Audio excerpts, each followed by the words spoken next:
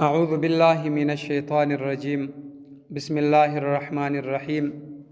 ولا بأس باک نسته بموت په مرګ سره د هغه شي چې هغه په اوبو کې پیدا شوی په اوبو کې گزاره وي د دې څخه مراد ماهی دی د ماهی زندگی چې د هغه ټوله په اوبو کې د کچيري په دا اوبو کې د ماهی مړ شي په دا باندې اوبه نه مرداریږي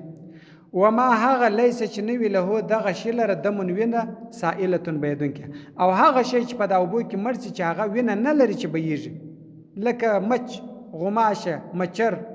غالبوزه لړم دا چې په اوبو کې مړ شي په دې باندې اوبه نه مرداریږي ول دا وینه نه لري چې په دا اوبو کې وبهیږي ولا يتوزع او دست نه تازه کوي بما په اوبو سره اعتسره چې ونشته زل شي دا اوبه من شجرې د درخت څو بر او ونشته چې په دې باندې او دست تازه کوي دا د نکی دا نه دی روا او ثمر یا د میوې سمیاوي سو به وباسي د میوې جوس وباسي او بجن وباسي په دې باندې او دست تازه کول دا نه دی روا ولا نه دی روا بما په اوبو سره استعمل چې مستعمل شي دا وبل قربتي د پاره د ثواب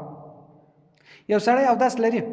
د بل او داس د ثواب د پاره په اوبو باندې تازه کی د دوم او داس چې تازه کی د ثواب د پاره دا وبې په یوشي کې جمع کړي په دې باندې بیا دی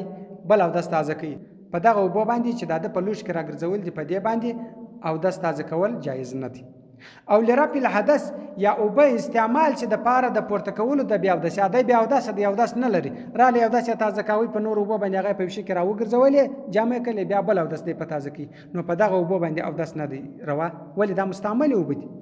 په دې مستعمل اوبه پاکي روانه ده او داس نه دی روا وکل اهاب هر هغه پوست دو بغه چرنګ سی فقط په تحقیق سره طاهر پاکیږي هر پوست چې دی پوخ کوي بس پاک دی حلال دی هم مساله جن جوړوای سي هم د اوبو د پاره شی جن جوړولای سي دا پاک دی الا خو بیا نه دی پاک جلد او پوست الخنزیر د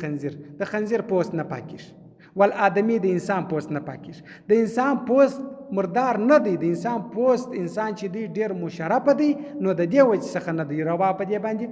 او خنزیر چې دی خنزیر بیا ډیر نجس العين دی ډیر مردار دی د ډیر مرداري د وجه څخه نه دی روان نه پاکیږي یعنی په دې باندې روان دي وما او هغه شی طاهر چې پاکیږي جلد او پوست بدابغه په پخېدو سره طاهر پاکیږي به زکات په حلال دو سره د هر شی پوست چې په پخېدو سره پاکیږي هغه شی چې حلال کې هم پوست پاک شو وکذا دغه رقم لحم او غوښه هم پاک شي غوښه ګوره یو حلال دی خوراکه یو پاک دی د پاک او د حلال فرق وک یو دای دی یو شی پاک وي ګوره کالو سو مشل کالی نه مرداري خړلای څوک نس یو دا رقم وي او یو داسې وي چې حرام وي وس نجس العين وي لکه خنزیر ګسر حرام دی مردار دی پل و ان لم يؤكل کڅ هم نه خړل کیږي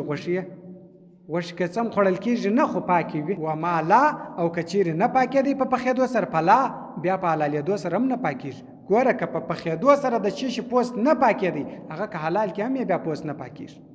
وشعر بیرتان میتتی د مرداری و عظمها اډو کې د مرداری و عصبها پلې د مرداری طاهرون پاک دي یو شی مردار سوی دی د دې اډونه